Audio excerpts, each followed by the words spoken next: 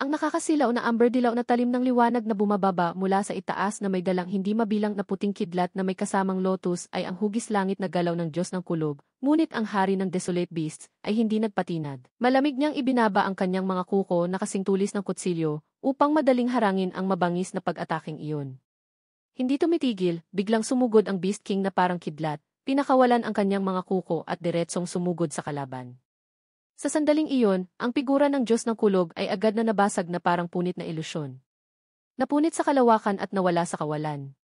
Nakita ni Liam makisig ang kanyang buong katawan na nanlalamig. Ang Thunder God ay namatay. Ang gayong makapangyarihang espiritu ay pinatay ng hari ng mga hayop. Isang malungkot na pakiramdam ang nagmula sa talim ng espada. Hinawakan niya ang espada sa kanyang kamay. Naramdaman ni Liam makisig na ang espadang ito ay pagmamay-ari ng Thunder God. Parang may gusto siyang ipahiwatig sa sarili, bumulong ang binata, sa hinaharap, kung may pagkakataon, gigisingin ko ang iyong Panginoon. Nang matapos siyang magsalita, biglang napakalakas ng liwanag na ibinubuga ng espada. Mabilis na lumiit ang dambuhalang espada na kasing laki lang ng palad. Sa isang kisap mata, tahimik itong nahulog sa palad ni Liam makisig. In-update ng system ang Thunder God's Word, ang espada ng Thunder God. Ang susi upang mabuksan ang palasyo. Sa wakas ay nakuha na ng Thunder God ang susi. Marahang hinawakan ni Liam makisig ang espadang kidlat, huwag kang mag-alala, magagawa ko ito kung sasabihin ko. Ramdam niya ang emosyon ni Loithan Kim, isang pakiramdam ng kalungkutan na maihalong sakit. Noong taon na pumanaw ang kanyang lola at ang kanyang kapatid na babae ay nag-aral sa Ilog Tanawin Academy, nahulog din siya sa parehong sitwasyon. Pagkatapos nito, nag-teleport si Liam makisig sa labas ng kopya. Umalis na ang mga matatanda sa maharlikang pamilya. Tanging sina Silangan Hiyas at Silangan Ditch lamang ang natira. Dito, si Silangan Ditch ang hari, kaya syempre kilala siya ni Liam makisig at nakilala niya ang hari ng bansa. Aktibong binati ni Liam makisig si Silangan Ditch. Napangiti si Silangan Ditch. No need to be too polite, bata pa talaga si General Liam Jos. Kamakailan lang, lagi akong nakarinig ng mga alamat tungkol kay General Liam Jos, isa siyang talentadong binata. Bahagyang umiti si Liam makisig at sumagot, ang hari ay napaka-komplementaryo. Patuloy na sinabi ni Silangan Ditch, sa ngalan ni Hongdat, gusto kong humingi ng tawad kay General Liam Jos tungkol kay Silangan Tuan. Bago iyon, kung may kailangan si General Liam Jos, maaari niyang sabihin ng direkta kay Gyaon He kung nasa loob ng kakayahan ni Hongdat, tiyak na papayag ako. Ito ay itinuturing na isang pangako si Silangan Ditch ay hindi lamang pinuno ng bansa, kundi isang makapangyarihang tao sa antas ng Diyos, kaya alam ni Liam makisig kung gaano kabigat ang kanyang pangako. Salamat sa soberanya. Kung ang soberanya ay may maitutulong ako, sasabihin lang ng soberanya na si Silangan Ditch ay tumawa at ang aming maharlikang pamilya ay magiging matalik na kaibigan ni Liam Jos Tuong. Kayong mga kabataan ay mag-usap na lang kayo. Wala dito ang matanda para guluhin ka. More. Nakuha ni Silangan Ditch ang sagot na gusto niya, kahit isang sentence lang, sapat na. Nag-imbestiga siya at nalaman ang tungkol kay Liam makisig. Alam niya na sa estilo ng pagtatrabaho ni Liam makisig, basta kung ano ang sinabi niya, tiyak na gagawin niya ito.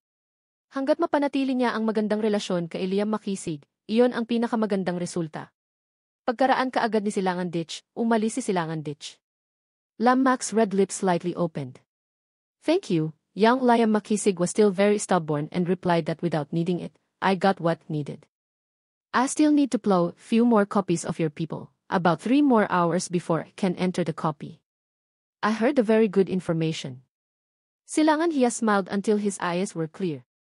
Immediately, young Liam makisig continued plowing the copies. This time the speed was much faster than last time. 3 hours later, bumalik si Liam makisig at ibinalita na natapos ko na ang pag-aararo ni Silangan Hiyas. Ngayon, hanapin natin ang pamilya Lok.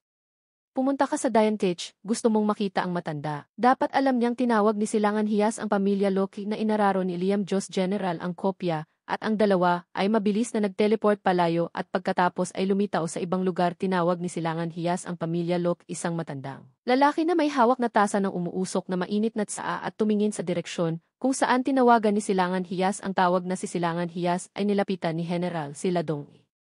Tumango si Fuong Lok at tumawag Yao Tu ang naaalala ba ng matandang ito. It's not that bad, naisip niya sa sarili, hindi ko lang akalain na napakabata niya. Sa pakikinig sa dalaga, sinabi ni Giao na level 37 pa lang siya at naging God General na siya. Kinawayan ng matanda ang kanyang kamay.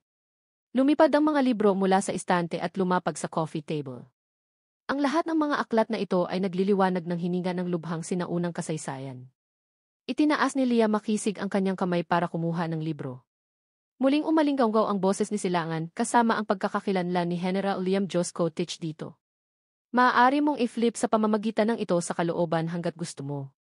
Natutuwa si Liam Makisig na marinig iyon. Salamat sa pera. Direktang kinuha ni Liam Makisig ang libro at itinuon ang atensyon sa pagbabasa habang binuklat ni Liam Makisig ang mga dokumentong itinalaga ni Silangan para gumawa ng tsaa at magbuhos ng tubig sa tabi niya na parang masunuring batang babae. Paminsan-minsan ay tinitingnan niya si Liam Makisig na mailabis na mapagmahal na mga mata na sinamahan ng pulang pisngi. Nang makita ang hindi pangkaraniwang ekspresyon ni Silangan Hiyas, binasa ito ng matanda at hindi agad nakinig sa libro ni Ngu, ang matanda at walang binasa si Lam.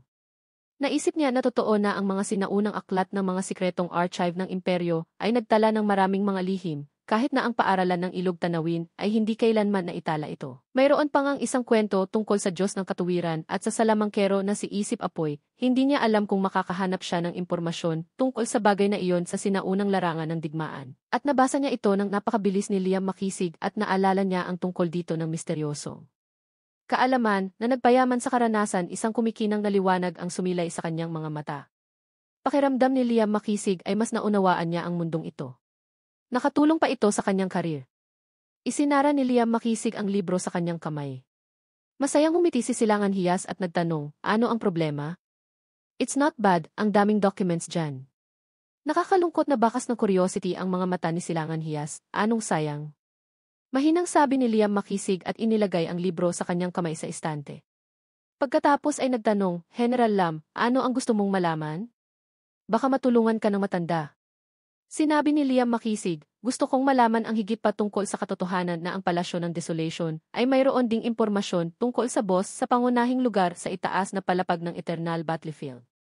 Nahulaan niya na marahil ang maharlikang pamilya ay maihigit pang mga lihim na dokumento kaysa sa naunawaan niya lamang sa pamamagitan ng mga sinaunang aklat.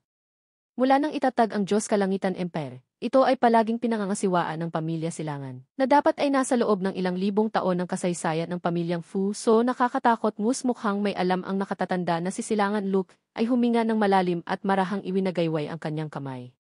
Bumalik ang bookshelf sa orihinal nitong lugar at pagkatapos ay mailumipad na libro mula sa formation. Ang impormasyong gusto mo rito ay hindi makikita ng mga normal na tao, kahit si Giao Giao ay hindi kwalipikadong makita ito. Inabot ni Liam Makisig ang librong nagniningning ng ginintuang liwanag, salamat, Senior. Ang kabaitang ito, aking junior, ay naalala na kahit si Silangan Hiyas ay hindi kwalipikadong makita ito, ngunit hinayaan niya akong makita ito, na malinaw na binigyan niya ako ng isang malaking mukha. Kaya't kailangan kong tandaan ang kabaitang ito, si Liam Makisig lamang ay hindi mahilig makipag-usap, hindi tulad ng isang taong hindi maintindihan kung paano tratuhin ang mga tao. Sinabi ng ganyan, ngunit hindi pa rin naiintindihan. Tulala talaga. Gusto lang ni Silangan Luke ang sagot na ito, kaya ibinato niya ang libro kay Liam Makisig.